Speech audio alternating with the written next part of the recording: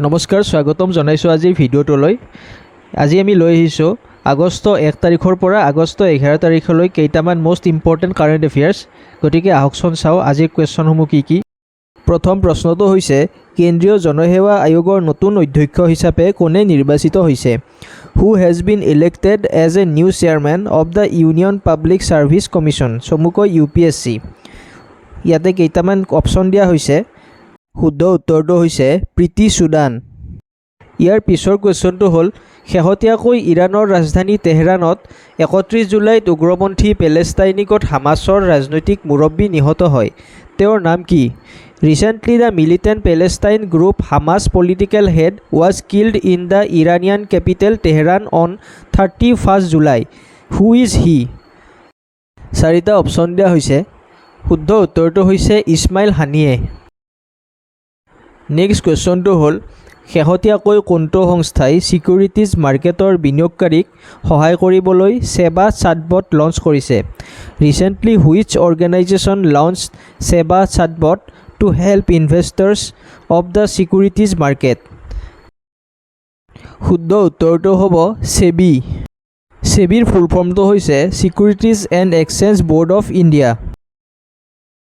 Next কুৱেশ্যনটো হ'ল শেহতীয়াকৈ নেশ্যনেল হাউচিং বেংকৰ MD হিচাপে কোন নিযুক্ত হৈছে? Recently who appointed as the MD of the national housing bank? অপশ্যনসমূহৰ মাজৰ শুদ্ধ উত্তৰটো হৈছে সঞ্জয় শুক্লা। নেক্সট কুৱেশ্যনটো হ'ল শেহতীয়াকৈ ক'ত বাঘ সংৰক্ষিত বনাঞ্চলত বিদ্যুৎ উৎপাদনৰ বাবে বতাহৰ টাৰ্বাইন স্থাপন কৰা হৈছে? Recently in which tiger reserve a wind turbine has been installed for electricity generation? Correct এনচাৰটো হৈছে পেৰিয়াৰ টাইগাৰ ৰিজাৰ্ভ আৰু ই কেৰেলা ৰাজ্যত অৱস্থিত। তাৰ পিছৰ কুৱেশ্যনটো হ'ল শেহতীয়াকৈ আৰ্মীৰ মেডিকেল ছাৰ্ভিচেছৰ প্ৰথম মহিলা DG হোৱা মহিলাগৰাকীৰ নাম কি? Recently who become the first women DG of medical services army? অপশ্যনসমূহৰ মাজৰ শুদ্ধ উত্তৰটো হৈছে সাধনা সাক্সেনা নায়াৰ। নেক্সট কুৱেশ্যনটো হ'ল পেৰিছ অলিম্পিক 2024ত পুৰুষৰ 50 মিটাৰ ৰাইফল 3P ইভেণ্টত ভাৰতৰ স্বপ্নীল কুশালে কোনটো মেডেল জয় কৰিছিল? Which medal did Swapnil Kusale win in the men's 50 metre rifle 3P event at Paris Olympic 2024? The correct answer is bronze medal. Next কুৱেশ্যনটো হ'ল টিম বাৰ্নাৰ্ছ-লিয়ে কোনটো বছৰত ৱৰ্ল্ড ৱাইড ৱেব চমুকৈ WWWৰ উদ্ভাৱন কৰিছিল? Tim Berners-Lee invented the WWW in which year? অপশ্যনকেইটা তলত দিয়া হৈছে। শুদ্ধ উত্তৰটো হৈছে 1989। নেক্সট কুৱেশ্যনটো হ'ল শেহতীয়াভাৱে ভিয়েটনামৰ প্ৰধানমন্ত্ৰীৰ ভাৰত ভ্ৰমণৰ সময়ত ভাৰত চৰকাৰে কিমান মিলিয়ন লোন ভিয়েটনামলৈ ঘোষণা কৰিছে? Recently, Indian government announced how much million loan to Vietnam during Vietnamian visit? অপশ্যনসমূহ তলত দিয়া হৈছে। শুদ্ধ উত্তৰটো হৈছে $300 মিলিয়ন।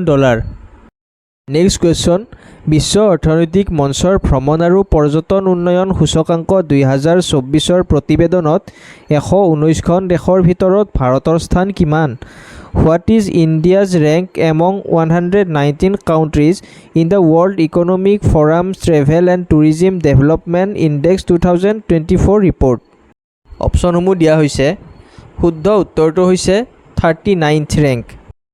ইয়াৰ পিছৰ কুৱেশ্যনটো বক্সিঙত ভাৰতৰ কনিষ্ঠতম অলিম্পিক ৰেফাৰীজনৰ নাম কি? Who become India's youngest Olympic referee in boxing? অপশ্যনকেইটা তলত দিয়া হৈছে। শুদ্ধ উত্তৰটো হৈছে কাবিলান চাই অশোক।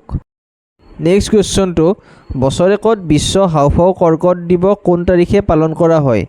হুৱেন ইজ ৱৰ্ল্ড লাং কেঞ্চাৰ ডে অবজাৰ্ভড এনুৱেলি? অপশ্যনসমূহৰ ভিতৰৰ শুদ্ধ উত্তৰটো হৈছে 1 আগষ্ট। নেক্সট কুৱেশ্যনটো হ'ল বিশ্ব কৃষি ৰপ্তানি সূচকাংকত ভাৰতৰ স্থান কিমান? What is India's rank in the global agriculture export index? তলৰ অপশ্যনসমূহৰ ভিতৰত শুদ্ধ উত্তৰটো হৈছে 8th ৰেংক। যদি ভিডিঅ'টো ভাল পাইছে এটা লাইক কৰি দিব। নেক্সট কুৱেশ্যনটো হ'ল কোনখন দেশ বিশ্বৰ দ্বিতীয় বৃহত্তম এলুমিনিয়াম উৎপাদনকাৰী দেশ হিচাপে পৰিগণিত হয়? Which country became the second largest aluminum producer in the world? অপশ্যনসমূহৰ ভিতৰত শুদ্ধ উত্তৰটো হৈছে ইণ্ডিয়া আৰু প্ৰথম বৃহত্তম দেশখন হৈছে চাইনা। ইয়াৰ পিছৰ কুৱেশ্যনটো হৈছে শাস্ত্ৰীয় নৃত্যশিল্পী ডক্টৰ যামিনী কৃষ্ণমূৰ্তি কোনটো শাস্ত্ৰীয় নৃত্যৰ সৈতে সম্বন্ধ আছিল? Classical dancer doctor Yamini Krishnamurthy was related to which classical dance? শুদ্ধ উত্তৰটো হৈছে Bharatanatyam.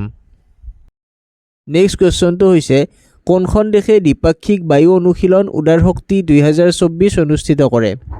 Which country conducted bilateral air exercise উদাৰ শক্তি 2024? শুদ্ধ উত্তৰটো হৈছে মালয়েছিয়া। নেক্সট কুৱেশ্যনটো হ'ল কোনখন ভাৰতীয় নৌজাহাজে ভাৰত আৰু ৰাছিয়াৰ মাজত সামুদ্ৰিক অংশীদাৰিত্বৰ অনুশীলনত অংশগ্ৰহণ কৰিছিল? Which Indian naval ship participated in the maritime partnership exercise between India and Russia? অপশ্যনসমূহৰ মাজৰ শুদ্ধ উত্তৰটো হৈছে জাহাজ তাবাৰ। নেক্সট কুৱেশ্যনটো হ'ল কোনখন দেশৰ মহিলা খেলুৱৈ জুলিয়ান আলফ্ৰেডে পেৰিছ অলিম্পিক 2024ত 100 মিটাৰ দৌৰত সোণৰ পদক লাভ কৰিছে?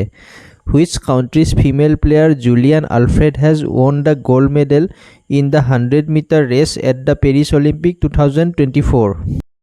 অপশ্যনসমূহৰ মাজৰ শুদ্ধ উত্তৰটো হৈছে ছেইণ্ট লুচিয়া। নেক্সট কুৱেশ্যনটো হ'ল সমগ্ৰ বিশ্বতে হিৰোশ্বিমা দিৱস কেতিয়া পালন কৰা হয়?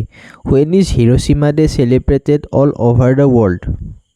নিম্নলিখিত অপশ্যনসমূহৰ ভিতৰত শুদ্ধ উত্তৰটো হৈছে 6 আগষ্ট। নেক্সট কুৱেশ্যনটো হ'ল কোনখন দেশৰ প্ৰথমখন ৰাজ্য যিয়ে দুৰ্যোগৰ আশংকা ব্যৱস্থাপনাৰ বাবে বীমা প্ৰদান কৰে? Which is the first state in the country to provide insurance for disaster risk management? শুদ্ধ উত্তৰটো হৈছে নাগালেণ্ড। নেক্সট কুৱেশ্যনটো হৈছে কমিল মাদৌৰীক কোনখন দেশৰ প্ৰধানমন্ত্ৰী হিচাপে নিযুক্তি দিয়া হৈছে? Kamel Madouri has been appointed as the prime minister of which country? অপশ্যনসমূহৰ ভিতৰত শুদ্ধ উত্তৰটো হৈছে টিউনিছিয়া।